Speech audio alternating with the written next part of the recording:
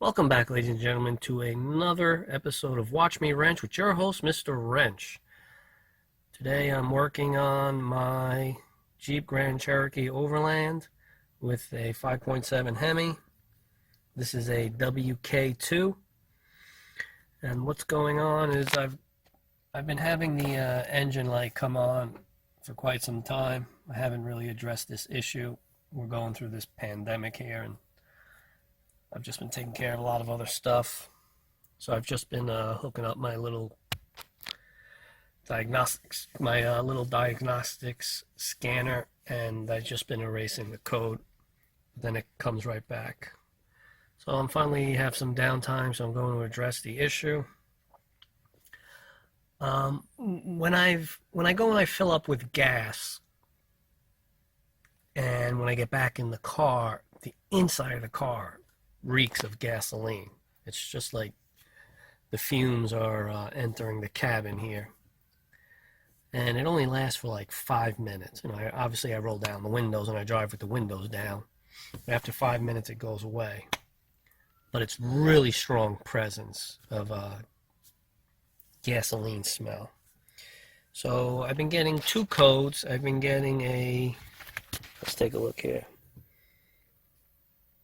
Po455. Basically it's a large leak. And then I've been getting Po456. It's a very small leak. So I've been getting these two codes. It's the evaporative emission system leak detected. One's a small leak, one's a large leak, basically. So a common problem is on these vehicles is the ESUM in the back of the vehicle. The ESUM is the Evaporative System Integrity Monitor. And it's located behind the, I'll show you guys, hold on.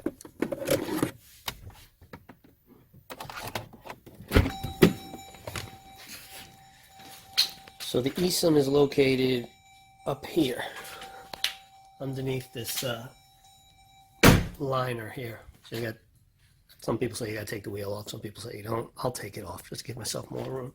But it's located back there. You're gonna have to take off some of these pins and pull it down. So I think that's probably the large leak. But because when you get back in the car, I mean, it just reeks of gasoline. It stinks. Let me see if I can show you the other code here. Hold on. Bear with me. Okay, so there's the other code, P0456. Evaporative emission system leak detected, very small leak. So could that ESUM be the cause of both of these codes? I don't know. With my luck, it's probably two different issues.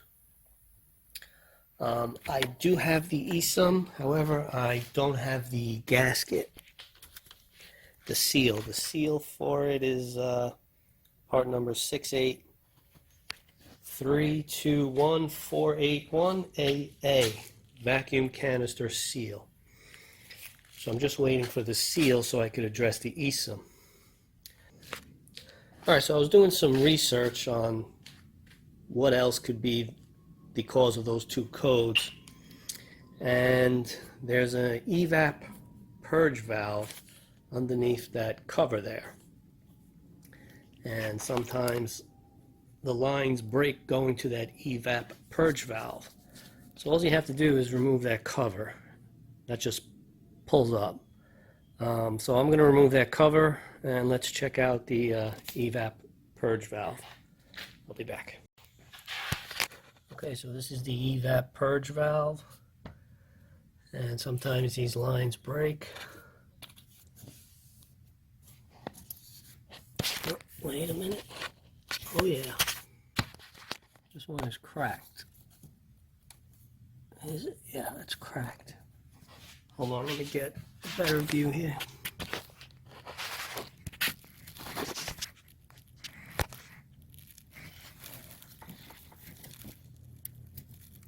Oh yeah, it's cracked. There you go. So that's probably the cause of the small leak. I don't think this is why I smell the gas on the inside, because this would just vent out to the engine bay here. Yep, that's cracked. Oh shit. Okay. Oh, that's split in the middle too, right there. Alright, so there's the cause of one leak. Right. Now I gotta get this line too. Let's see, where the hell does this go? Okay. Okay, so this line goes here and then up to here. These are hard plastic lines, so these are not rubber. Great, so I don't have this line. It's broke. Why aren't you focusing? What I could do is, let me see. I wonder if this line is going to be sold, this whole thing, coming across and up to here, up to this, whatever this is. Probably some type of air valve. Doesn't have any wires running to it, so it's not some type of electrical sensor. Maybe the line will just be sold and it'll end here at that T fitting. Who knows? So what I could do is I could cut this right here, just use a rubber hose in the interim until I get the new line in. Yeah, that's what I'll do. Cut this right here and I'll stick like a rubber fuel line. I should have a line this size, and that should eliminate one of those codes. Yeah, that should eliminate one of those codes. And I'll just order this line. How much could that line be? 20, 40 bucks? I'm not sure. We'll find out. This car has a lifetime warranty, so I could take it to the dealer. But that's actually more of a hassle. I hate going to that Jeep dealership. You wait online literally like 2 hours to get written up. Then, you know, they guaranteed me a loaner car every time. Every time I buy a new car, I make them guarantee me a loaner car. But being New York, the rip-off capital of the world, their latest scam now is they don't give you a car. You have to go out on your own, rent a car, pay it yourself, and then after you're done renting the car for however long you need it, then you submit a claim to the warranty company, and then if approved, they'll reimburse you the funds, minus, what is it, $100 or $200 deductible. It's insane, it's ridiculous. So rather than having to go through the hassle of making one trip to the dealer, a trip back home, another trip there, and you know, I'm gonna have to have somebody take me there, drop me off, follow me. I'll just pay for this and do this myself, and it'll be done. 1, 2, 3. Save me a lot of time and hassle. Again, I hate going to that damn dealership. So I'll just do it myself. So let me see if I could rig that, get it to work, and then I'll erase both codes. I'll do a follow-up video, see if this fixes that one code. And that should be that. Alright, let me get to it and let me work on that. I'll be back. Alright guys, so it's a few minutes later. I spliced in a piece of high quality Gates fuel line in there. You don't have any fuel running through there. It's just going to be vapors. So basically I cut this piece off. Let me show you the tool I use. I use this thing. This thing has helped me out so much. This is to cut your in-ground sprinkler lines. But I use this to cut vacuum lines and anything, garden hose, anything. Now this is plastic and this is brittle. I was originally just going to cut it here. But I just used this. I just used this tool. Wiggled it up and down. And in like 3 seconds it cut right through. It didn't break it. I mean, the blade is so sharp on that. So basically I replaced that elbow with a piece of Gates fuel line. So that should work. That should clear now. That should clear one of the codes. Maybe that's the small leak. I don't know. That could be the very large leak since this thing was busted on the bottom and then over here on this side here. So who knows? So I'm going to clear the codes. I'm still waiting for the seal for the ESUM in the back, so I can't do both jobs today. But at least I found and fixed this one. And then I'll order this line today. But that should work, and that should just work fine. So that's it. All right, so I'll check back in maybe like a week or so, and hopefully we have the seal for the ESUM.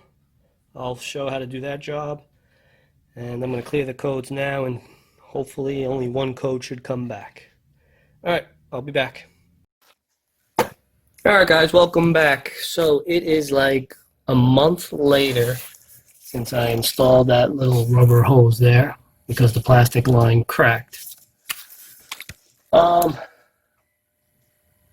had ordered the part and it got lost in the mail, and it literally just showed up. This leak and this quick fix resolved one of the two codes.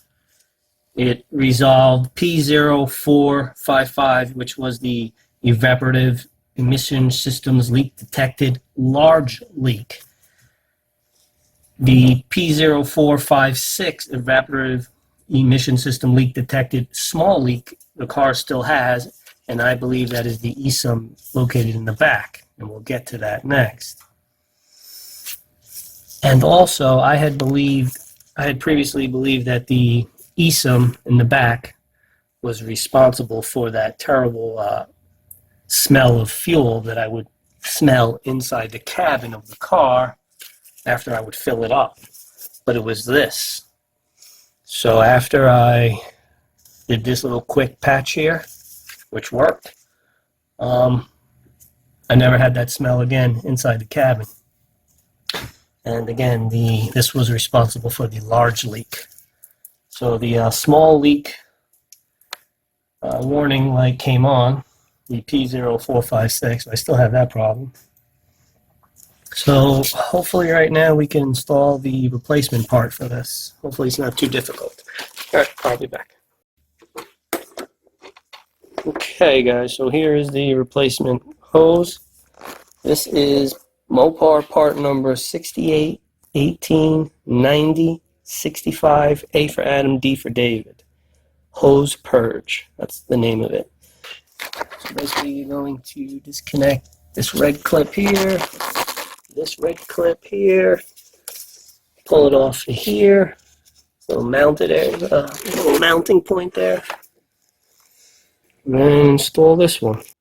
So here's a look at the clips. Looks like it's basically just going to slide in and then lock. But to remove them, you probably have to push down on the clip. So let me just get a little screwdriver and let me mess with that, and I'll be right back.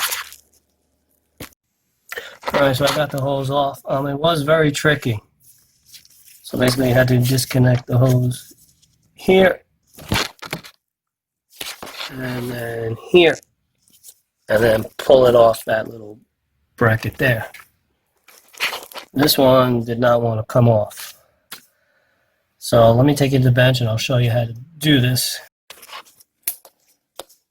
Alright guys, so I cut up the old one to show you guys how this works. So the first thing you have to do is push back on this red clip.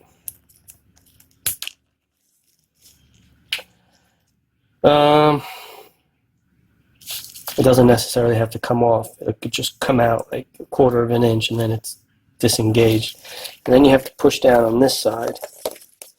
Try to do it with one hand. Push down hard and then it'll free up this. So you got to push hard and wiggle and tug. It's not easy. And the one that attached to the solenoid up by the intake manifold, that one did not want to come off. It took a lot of force. Give me 1 second. Alright, so I got it separated. So basically when you push in on this end, it opens up those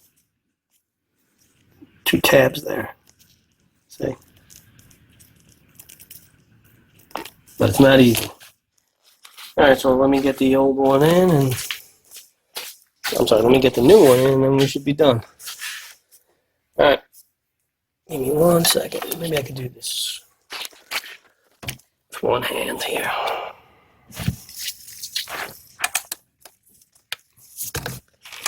That'll go there. Alright, so basically that one will clip in there. That'll clip in there. And then this spot right here will go over that stud. Alright, I'm going to need both hands. I'll be back. Alright, so I got it snapped in place. Literally took 5 seconds. So it's connected there. Connected there.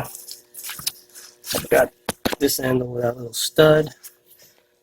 And then you have to pull this. I don't know what this is. It's some type of vent, perhaps. Yeah, it's going to be some type of vent. Just snap it in place. Let me just wipe it down before I insert it. I'll be back. Alright, so to insert it, just push it in. And here it snap. There it snap. Push in the right clip. Done. That's it. Alright, so that's how you fix the hose purge line. And again, that took care of the large leak. Now we will work on the ESUM in the back and take care of the small leak. Well, I assume that the ESUM in the back is the source of the small leak. It is a very common malfunction with these cars. So I'm hoping it is. Alright, next clip we should be working on the ESUM. I'll be back. Alright guys, welcome back. So I'm getting ready to change the ESUM in the gasket. So as you can see, I took the wheel off just to give myself more room. Put a jack stand under the frame there, and I got a jack under the suspension there. I've got the car in the, the tow or the jack mode, so that you could lift it, because otherwise the air suspension is going to keep cycling and trying to level out the car. So the ESUM is back here somewhere. I've never done this before. So I'm going to take off this bolt here, pop off this clip here and this clip here. Just pull this down a little bit to get a better visual of where it is. In worst case scenario, then I have to disconnect the rest of this liner. I don't have to take the whole thing out, I just got to give myself enough room. So I've never done this before, so let me get to it and I'll be back. Alright, so I got that one bolt and the two clips out. Alright, so there it is back there. Yeah, I'm just gonna remove this torque screw and then these two clips, this clip here, to give myself more room. It'll be easier in the end. Alright, let me get to it and I'll be back. Okay, so I've got the fender liner down. Just got a bungee cord holding it back and out of the way. Let me just show you the 3 fasteners. This one requires a Torx bit, this one screw. Then you have this kind of plastic clip. Just put a screwdriver under each end and lift it up. Or if you have a tool like this, you can use this one. I was able to get it in there and just pry it up.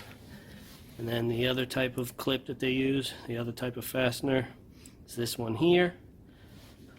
You could use 2 screwdrivers, or again you could use this tool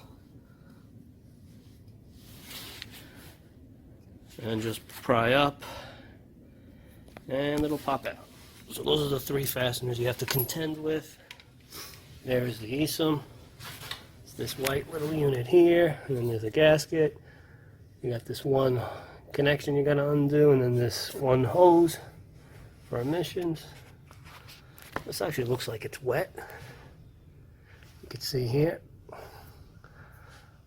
So perhaps, I don't know, a little bit of fumes or a little bit of fuel. It's also working its way out and saturating this.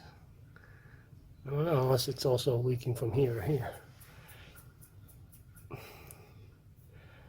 But I'm pretty sure this will resolve the other error code we're getting.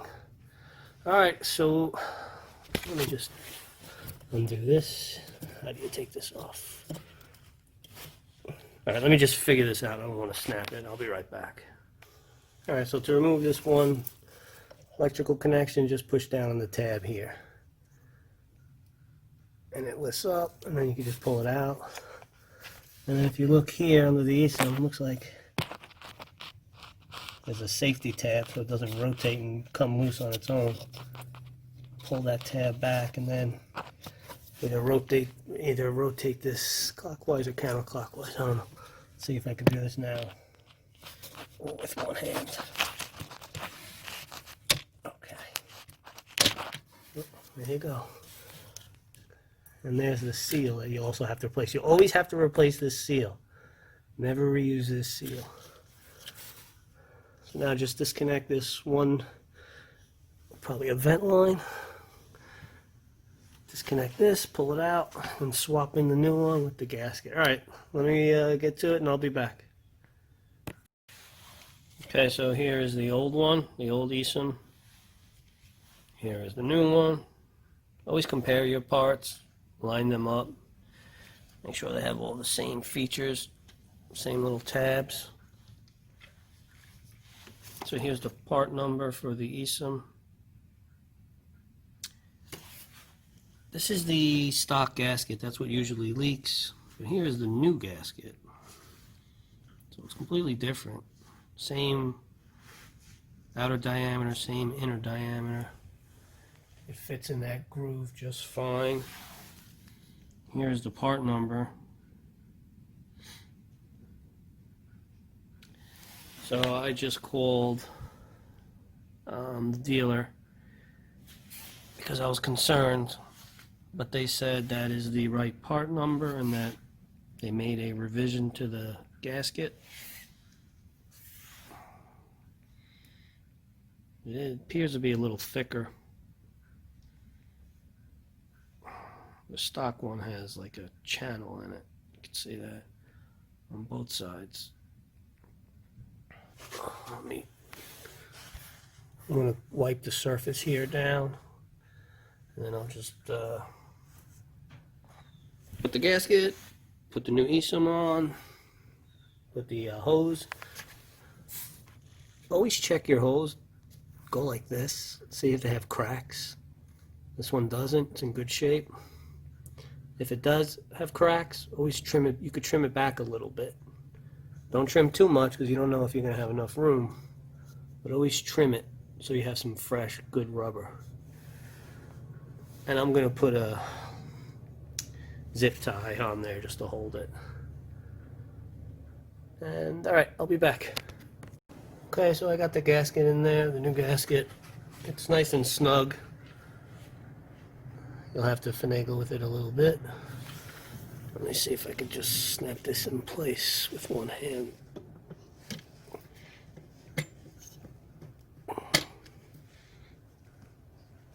Okay. There we go, you heard that little click. That means that tab is locked in place. See it there. Okay. Put the plug back. You heard that little click. Put that back on.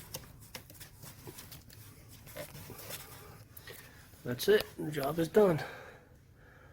Alright, I'll be back. Alright, so there it is. Put a zip tie. It's all done. I'll just put the liner back. And then I'll erase the code. I'll drive it around for a little bit. And then I'll get back to you guys and let you know if that resolved the other error code. Alright, I'll be back. Alright guys, so here it is a week later. And I've driven the car over 400 miles. And the small leak, the Po456, has been resolved. It was the ESUM. So if you go back to the beginning of my video, I said there could be two issues. With my luck, there usually is. And there was. We had the broken hose purge up front in the engine bay, which took care of the large leak. And then we had the small leak in the back, which was probably the gasket for the ESUM. And that concludes this episode of Watch Me Wrench. So if I was able to help you out, please give me a thumbs up, leave a comment down below, and share this video. It goes a long way, and it means a lot to a small channel like mine. And I appreciate everyone's support. And thank you for watching, and be safe out there. Take care.